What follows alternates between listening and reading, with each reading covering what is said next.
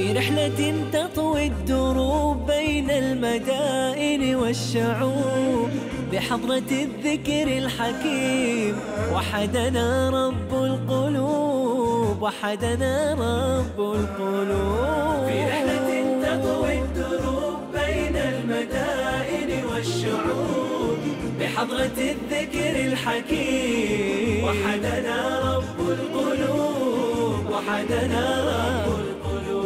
ولحفظ آيات الكتاب قد أتينا كل باب، نمضي على درب الصواب من قبل أن تجلو الخطوب، من قبل أن تجلو الخطوب. في رحلة تطوي الدروب بين المدائن والشعوب. جميل جدا وأنت تحفظ القرآن. هناك عوامل احنا قاعد نذكرها هي تساعدك على تسهيل حفظك، على تثبيت حفظك، على إتقان حفظك. من هذه الأمور المساعدة والوسائل المساعدة أنك أنت تفهم القرآن. شلون؟ اليوم أنت عندك وجه تبي تحفظه، وأنت تحفظ هذا الوجه افتح التفسير معه، ويا كثر التفاسير اللي عندنا، مو التفاسير في الكتب بس، الحين في الأجهزة موجود.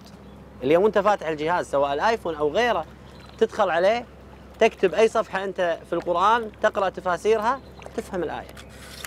أنا بس أقول لك جربها، اللي يحفظ القرآن واللي حفظ القرآن واللي تعلم القرآن، خليه يجرب إنه لما يحفظ صفحة واحدة من القرآن أو هو يراجع، خليه يقرأ التفسير. مجرد فهم راح يعرف أن القرآن هذا قاعد يثبت في قلبه من غير ما يشعر، ويكون حفظه أفضل من غيره. والدي رحمة الله عليه كنت في أيام أخطأ في القرآن لما صلي التراويح والقيام، فناداني قال لي تعال فهد، قال لي فهد ليش ما تقرأ التفسير؟ ليش ما تفهم الآيات جميلة، القصص جميلة في القرآن، قصة يوسف عليه السلام وموسى عليه السلام وإبراهيم عليه السلام مع والده، نوح عليه السلام مع ولده، وأنا أقرأ له وقال اركبوا فيها بسم الله مجريها ومرساها. أبوي يقول لي قاعد تقراها علي فهد بس مو فاهمها، كنت صغير ما قاعد أفهمها منك، ما قاعد أحسها، تعرف القصة؟ قلت له لا والله يبا. قال لي اقرأ القصة وتعال اقراها لي. لما جيت قريتها له الوالد رحمة الله عليه حسها مني، لأني فهمت القصة. وقصص القرآن كلها جاءت للعبرة لأولي الألباب أصحاب العقول السليمة. فجميل جدا وأنت تحفظ القرآن أن تخشع مع الفهم وتقرأ التفاسير، وصدقني راح تعرف أن هذا الأمر عامل مساعد جدا يجعلك تتقن القرآن الكريم.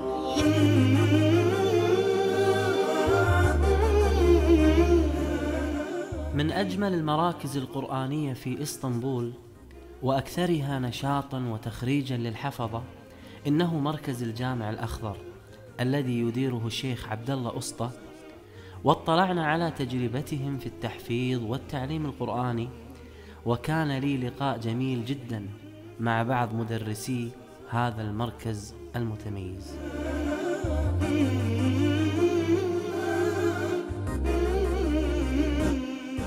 إنا أنزلناه في ليلة القدر.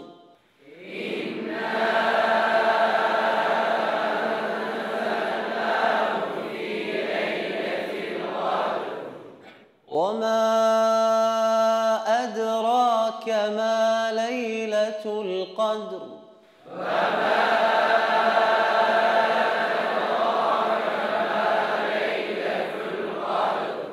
ليلة القدر خير من 1000 شهر. ليلة القدر خير من 1000 شهر. تنزل الملائكة والروح فيها بإذن ربهم من كل أمر.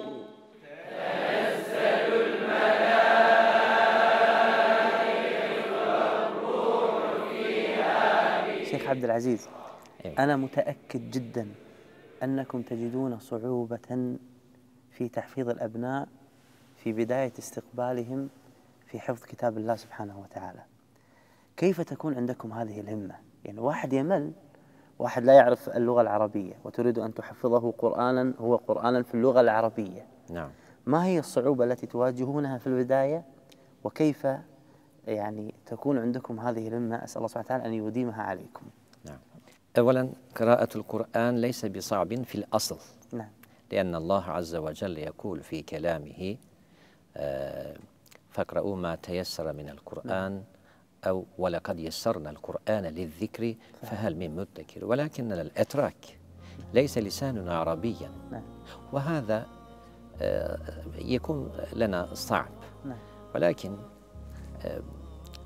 بعض الأمهات يقرأن القرآن عندما يحملن أولادهن، وهذه القراءة والله تفيد الولد في الرحم، وهو إذا ولد كأنه سمع هذا القرآن ويكون له سهل حفظ القرآن، وهذا مجرب، شيء مجرب الحمد لله. هذا نقول للأمهات أن يسمعون الآن.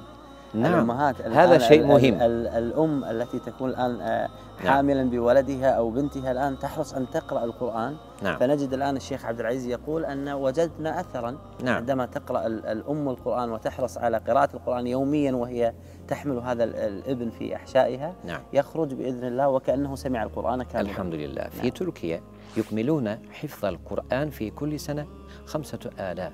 الحمد كل سنة لله. عندكم؟ كل سنة الحمد لله، وهذا رقم رسمية. مع هذا في المدارس خاصة. نعم. الحمد لله. المدارس يعني الرسمية المعلن عنها 5000. 5000 غير المدارس الخاصة التي لا يعلن عنها أكثر منه. نعم. الحمد لله.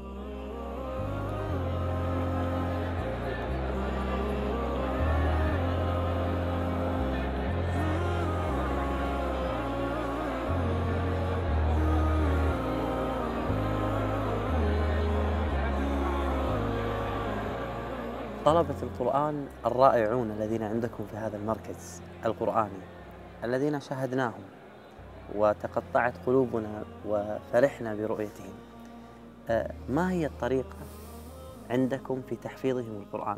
طريقة تحفيظ القرآن الكريم أولا يبدأ من تعارف حروف القرآن الكريم، يعني ألف باء تاء هكذا، لأن طلاب تركيا لا يعرفون اللغة العربية. نعم. يجب عليه أن تتعارف حروف القرآن.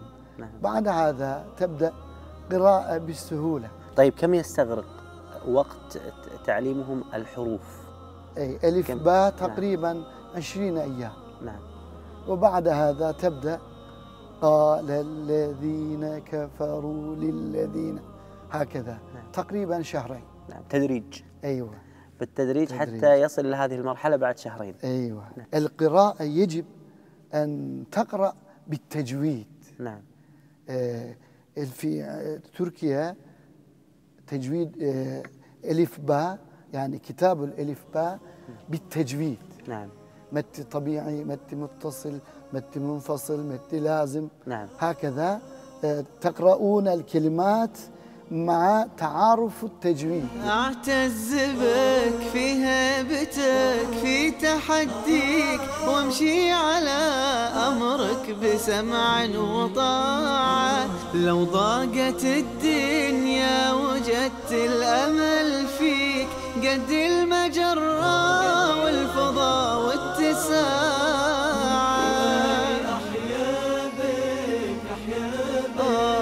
وردد معاني.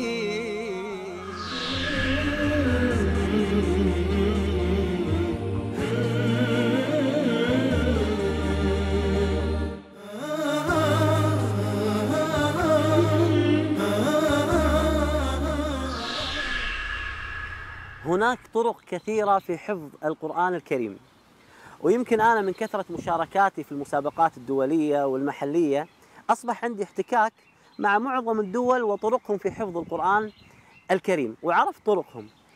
ولكن لما أتيت إلى تركيا وزرت الحلقات ومراكز التحفيظ والمراكز القرآنية، وجدت الطريقة العثمانية جميلة جدا وشدتني وكانت غريبة علي بصراحة، فأنا حبيت أبين لكم إياه. هناك طرق كثيرة، ولكن الطريقة العثمانية أنا أعتقد أن أنتم مثلي، أنا لما شفتها ما عرفتها، وفرحت فيها كثيرا. والآن يعني أنا أبي أنقل لكم من حبي لكم، أبي أنقل لكم هذه الطريقة الجميلة. الطريقة العثمانية تخيل أنه ما يبدأ من بداية الجزء أبدا.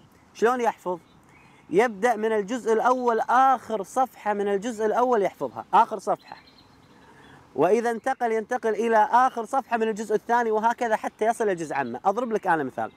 آخر صفحة في الجزء الأول في سورة البقرة يقول الله سبحانه وتعالى: وقالوا كونوا هودا أو نصارى تهتدوا قل بل ملة إبراهيم حنيفا وما كان من المشركين. يحفظ هذه الصفحة. نحن أولا نحفظه الصحيفة من آخر كل جزء. مثلا وقالوا كونوا هودا أو نصارى تهتدوا، من هذه الصحيفة يبدأ حفظ القرآن. ثم ينتقل، هذا اليوم انتهى، كل يوم يحفظون صفحة، ينتقل إلى الجزء الثاني، آخر صفحة من الجزء الثاني، فيقرأ: فلما فصل طالوت بالجنود قال إن الله مبتليكم بنهر. بعد الجزء الأول يقرأ من فلما فصل. كذلك من كل جزء يحفظ آخر الصحف. نعم. اليوم الثالث يحفظ آخر صفحة من الجزء الثالث. طريقة عجيبة بصراحة، شدتني. يحفظ آخر صفحة من الجزء الثالث: قل آمنا بالله وما أنزل علينا وما أنزل على إبراهيم وإسماعيل، الآية، وهكذا حتى ينتهي إلى آخر جزء عامة، آخر صفحة من جزء عامة اللي فيها قل هو الله أحد. فيرجع مرة أخرى إذا انتهى من كل آخر صفحة من الأجزاء 30 جزء، يرجع مرة أخرى إلى سورة البقرة. حفظ هو وقالوا كونوا هودا أو نصارى تهتدوا، يرجع وين؟ يرجع الصفحة اللي قبل الأخيرة اللي هي وإذ يرفع إبراهيم القواعد من البيت وإسماعيل ربنا تقبل منا إنك أنت السميع العليم. وإذا أتم 30 صحيفة ثم يبدأ وإذ يرفع إبراهيم القواعد، هذا صحيفة جديدة. نعم. ليس له حفظ مع وقالوا كونوا. نعم. بعد شهر ولن ترضى عنك اليهود مع الصحيفتين اللتين حفظهما قبل شهر. هكذا متى يصل صفحة الخامسة يكون ربع القرآن، حافظ ربع القرآن. ما شاء الله. متى وصل صفحة العاشرة يكون صفحة حافظ نصف القرآن. متى يصل صفحة 20 هذا يعني عيد للأولاد. نعم. إذا أتم كل الحفظ الحمد لله يكون حافظا ماهرا وقويا كذلك. فتخيل هذه الطريقة العثمانية. الآن هو حفظ آخر صفحة من كل جزء، إذا انتهى من 30 جزء يرجع فيحفظ الصفحة القبل الأخيرة من الجزء نفسه، الصفحة الأخيرة حتى ينتهي. وبهذا إذا وصل إلى ألف لام ميم من سورة البقرة يكون قد حفظ القرآن الكريم كاملا. طريقة أنا أعتقد غريبة عليكم وكانت غريبة علي، وغالبا في الطريقة العثمانية واللي احنا بعد زيارتنا لهم انهم يحفظون القرآن تقريبا من 2.5 إلى 3 سنوات. فحبيت أبين لكم هذه الطريقة الجميلة، الطريقة العثمانية في حفظ كتاب الله سبحانه وتعالى. ارتق لأنك حافظ يا مسلما، ارتق إلى الفردوس تلقى المنعما، ارتق فإنك قد تعبت بحفظه وعملت فيه عاملا ومعلما، ارتق فإنك قد تعبت بحفظه وعملت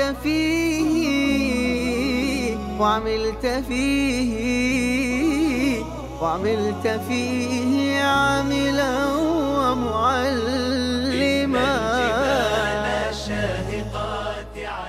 اتفقت أنا معاكم على أمر مهم جدا. احنا اتفقنا أن حفظ القرآن مهم، ولكن المراجعة أهم، لأنك من غير ما تراجع القرآن لا يمكن أن تستمر مع رحلتك في حفظ كتاب الله سبحانه وتعالى. وأنا وعدتكم أني راح أعطيكم خطة للمراجعة، تكون خطة المراجعة اليومية وخطة المراجعة الأسبوعية وخطة المراجعة الشهرية. خطة المراجعة اليومية أنك يا حافظ القرآن واللي قاعد تحفظ القرآن لا تراجع في اليوم أقل من جزء. الواحد يقول لي أنا حافظ أقل من جزء شيخ فهد، شو أسوي؟ أنا أقول لك إذا حافظ أقل من جزء راجع حفظك، أما إذا حافظ جزء وأكثر في اليوم لا تقل مراجعتك عن جزء في كتاب الله سبحانه وتعالى دائما. خطة المراجعة الأسبوعية، هذه الخطة أنت تحسب في الأسبوع شنو حفظت، المقرر اللي عليك عندك يومين 3 أيام 4 أيام في الأسبوع شنو حفظت، في نهاية الأسبوع تختار لك يوم حتى لو ما تحفظ فيه تراجع فيه كل مقررك في الأسبوع. خطة المراجعة الشهرية تراجع أقل شيء 5 أجزاء، ونفس الشيء نفس ما تكلمنا، إذا أنت حافظ أقل من 5 أجزاء راجع حفظك كله، إذا أنت حافظ 5 أجزاء راجع ال5 أجزاء، حافظ أكثر راجع 5 أجزاء في الشهر، اختار لك يوم. هذه الخطط اللي أنا أعطيتك إياها تخليك دائما مع كتاب الله سبحانه وتعالى. ما تنسى القرآن اللي احنا قلنا يتفلت كتاب الله سبحانه وتعالى، إذا ما كنت مع كتاب الله سبحانه وتعالى الحفظ يروح عنك، لأن كتاب الله سبحانه وتعالى عزيز. الخطة اليومية جزء، الخطة الأسبوعية تراجع شنو أنت حفظت في الأسبوع، وخطة المراجعة الشهرية أقل شيء 5 أجزاء. وصدقوني ترى 5 أجزاء مو كثير، أنت تقول شلون أراجع 5 أجزاء؟ ترى في ناس وأنا قابلتهم يراجعون في اليوم الواحد 5 أجزاء. كتاب الله سبحانه وتعالى ميسر، صلى الله يوفقنا ويوفقكم يا رب العالمين. في رحلة تطوي الدروب بين المدائن والشعوب، وبحضرات الذكر الحكيم وحدنا رب القلوب، وحدنا رب القلوب. ولحفظ آيات الكتاب قد أتينا كل باب، نمضي على درب الصواب، درب الصواب من قبل أن تجلو الخطوب. ولحفظ آيات الكتاب قد أتينا كل باب، نمضي على درب الصواب، درب الصواب من قبل أن تجلو الخطوب، من قبل أن تجلو الخطوب. في رحلة تطوي الدروب بين المدائن والشعوب، وبحضرات الذكر الحكيم وحدنا رب القلوب، وحدنا